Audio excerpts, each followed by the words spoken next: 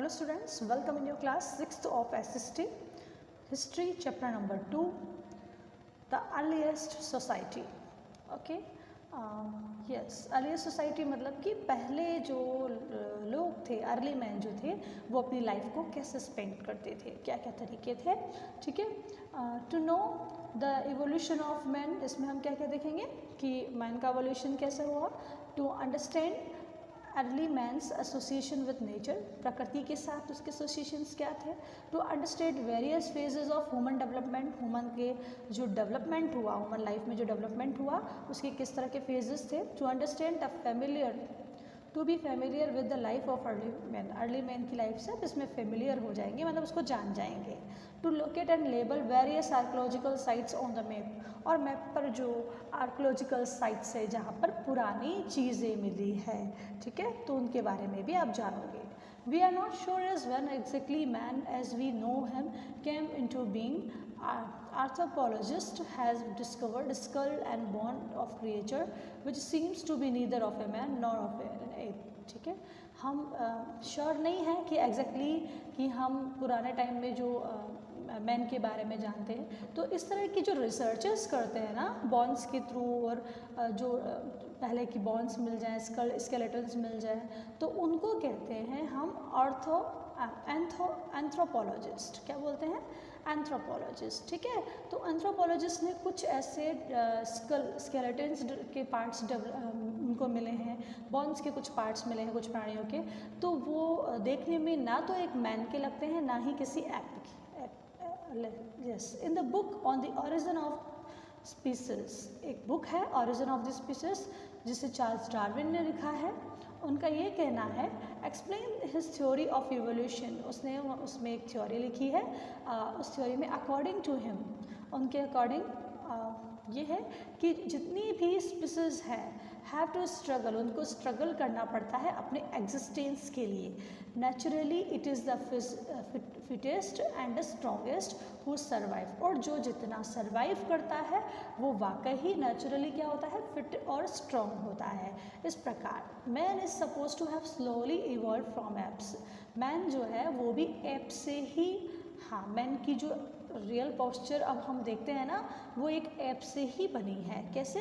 According to popular belief, एक ऐसा popular belief है कि man first walked on 4 limbs.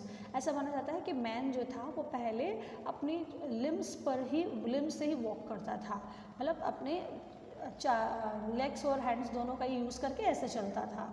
Letter he started walking his legs, बाद में उसने अपने लेग्स पर चलना स्टार्ट किया, and was known as homo erectus, और जब उसने लेग्स पर चलना स्टार्ट किया तो उसे कहा गया homo erectus.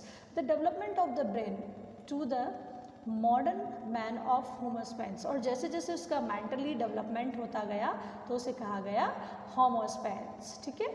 After that early man belong to the pre historic period of history, early man का जो रिलेशन है वो प्री हिस्टोरिक पीरियड से है, हिस्ट्री के. This period is also stone age, इसको स्टोन एज भी कहा जाता है, because stone was the only material that was widely in the use of making tools based on the type of quality of tool used by the early man. Stone age is divided into 3 phases. Listen, ये जो pre historic period है इसको stone age के नाम से भी जाना जाता है, क्योंकि मैन जितनी भी टूल्स को यूज़ किया होता था वो सब स्टोन के हुआ करते थे, और इस स्टोन एज को 3 पार्ट्स में डिवाइड किया गया है. यहाँ पर 4 पार्ट किया गया, लेकिन वैसे होते हैं 3 parts. Okay, palaeolithic age, mesolithic age, neolithic age और कैल्कुलोथिक एज. ठीक है, इसके बाद हम देखेंगे, और हाँ, इनके टाइमिंग को देख लीजिए. 5000 BC to 10,000 BC, 10,000 BC to 8,000, और 8,000 to 4,000, and 4,000 to 2,000. Okay, next the Paleolithic age, the life during the Paleolithic age. Paleolithic age में मैन की लाइफ कैसी थी उसके बारे में हम देखेंगे यहाँ पे. Yes,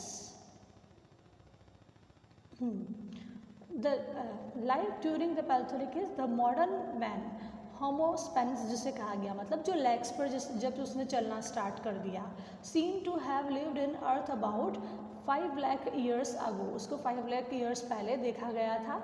expect about the last 10,000 years, और ऐसा एक्सपेक्ट किया जाता है कि 1000 साल पहले। दिस पीरियड इज़ नॉन, इस पीरियड को क्या कहा गया? पैलेथोलिक एज। पैलियो का मीन होता है ओल्ड और लिथिक का मीन होता है स्टोन। ग्रीक में, ग्रीक लैंग्वेज में पैलियो का मीन क्या होता है? ओल्ड, और लिथिक का मीन होता है एज। लिथिक का मीन होता है स्टोन, ठीक है। Much of the human history belong to this age. Human history जो है वो मोस्टली इसी एज से रिलेटेड है। Our knowledge of this period is quite little as we have depend upon studying the remains, bones, crude stones and paintings in cave on walls। इसकी जो history है वो रिटर्न इतनी नहीं है क्योंकि इसकी स्टडी किस पर डिपेंड करती है? जो पुराने जो स्कल्स मिले हैं, पत्थर मिले हैं, पेंटिंग्स मिली है जो गुफाओं में, दीवारों पर, उससे हम इसका कुछ अंदाज़ा लगा सकते हैं। The life of early man was basically spent prowling about in jungle.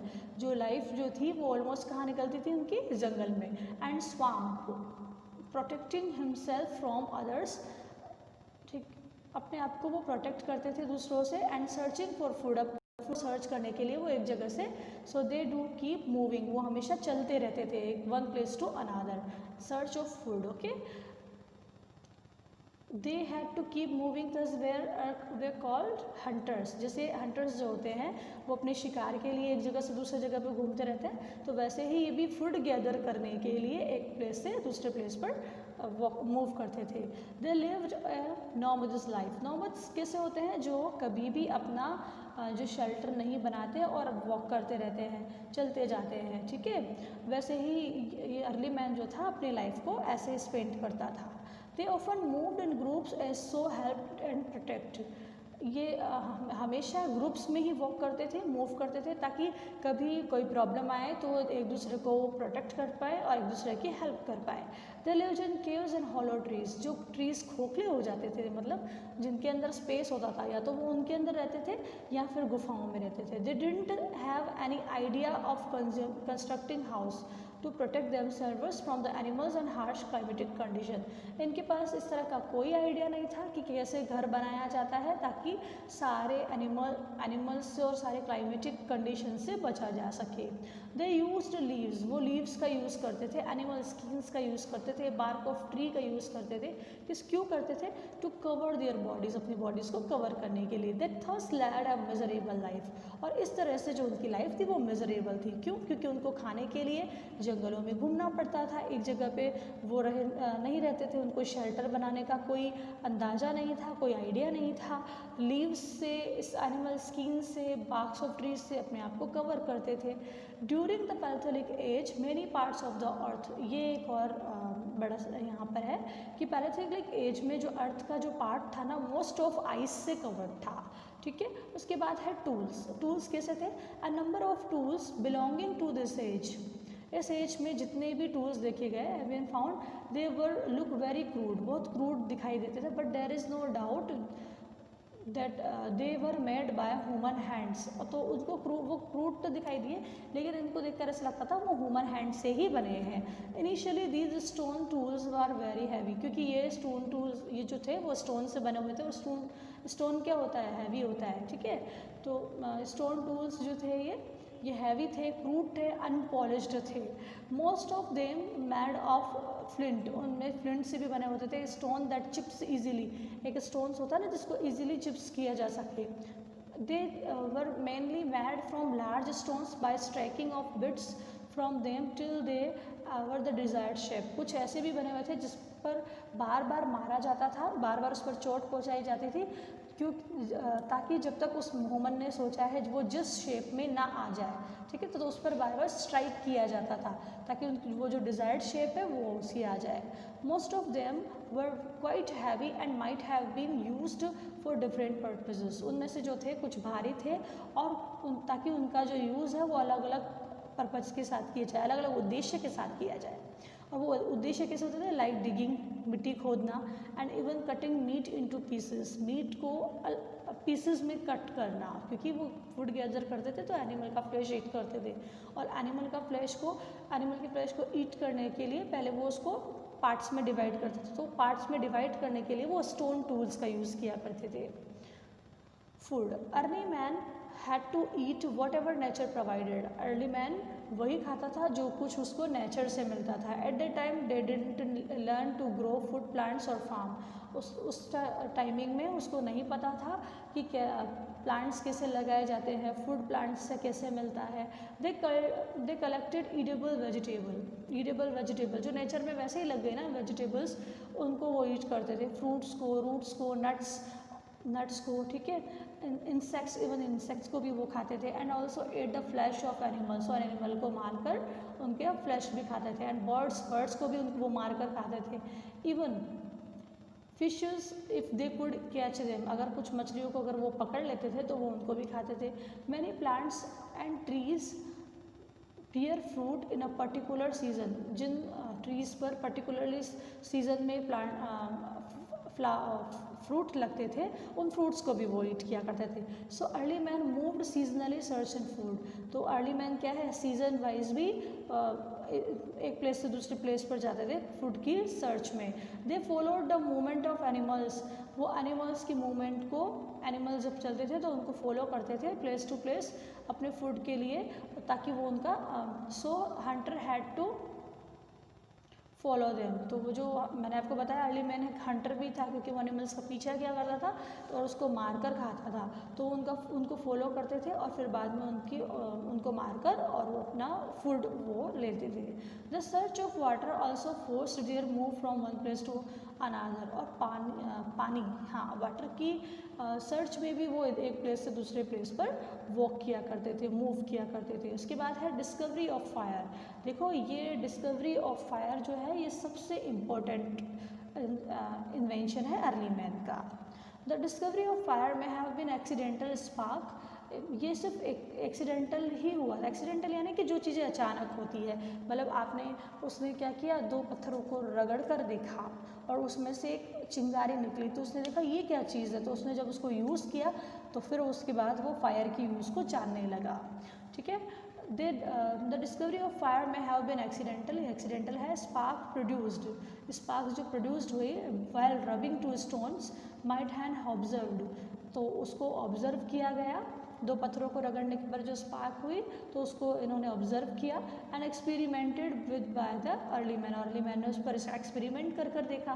Fire brought great change in their life, fire की वजह से उनकी लाइफ में एक बहुत बड़ा चेंज आया कि he learn to use fire to protect himself, he realised that animals were scared of fire.